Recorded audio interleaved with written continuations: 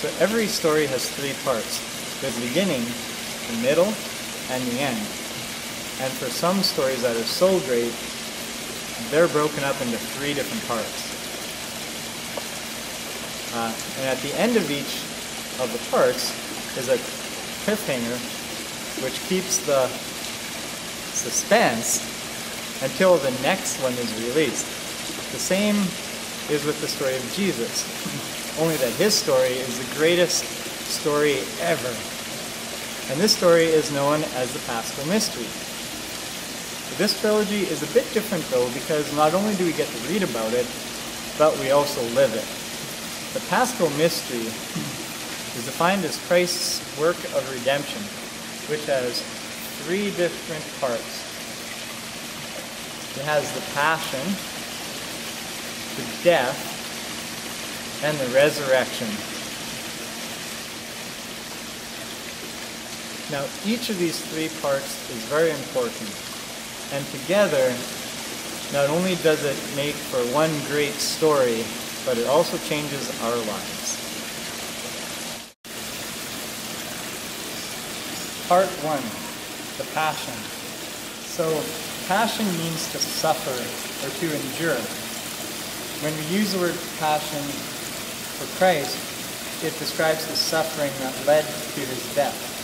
This marks the beginning of our trilogy. So, it takes place when Jesus takes his disciples to the Garden of Gethsemane to pray.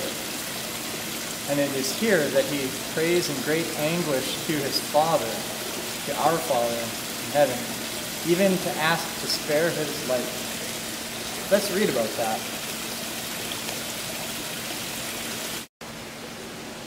Father, if you are willing, take this cup away from me. Still, not my will, but yours be done.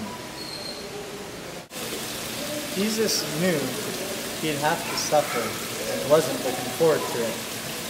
Have you ever been afraid to suffer?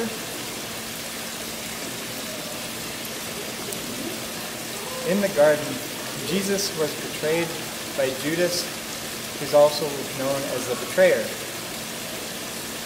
He led the Romans to Jesus to arrest him. Have you ever been betrayed by someone you love? So imagine how Jesus felt.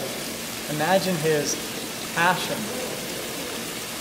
Jesus claimed to be king, but like he said, let's read about that. Jesus answered, "My kingdom does not belong to this world." So before Jesus had to carry the cross, the Romans scourged him. Scourging was a brutal form of torture where they beat Jesus to the brink of death. This was Jesus' passion, his suffering. Did you notice how he didn't run away? He accepted the pain. Christ said, "No one takes it from me, but I lay it down on my own. I have power to lay it down and power to take it up again. This command I have received from my Father." Being fully man and fully God, Jesus felt pain and suffered just like the rest of us. His suffering was real.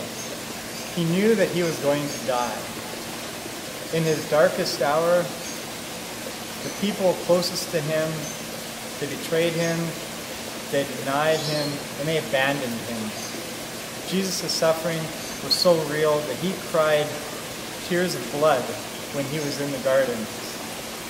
Even though his passion was great and his suffering was tremendous, he remained faithful to his Father's will. Jesus stayed his path because he knew he would die, which brings us to the second part of our epic story.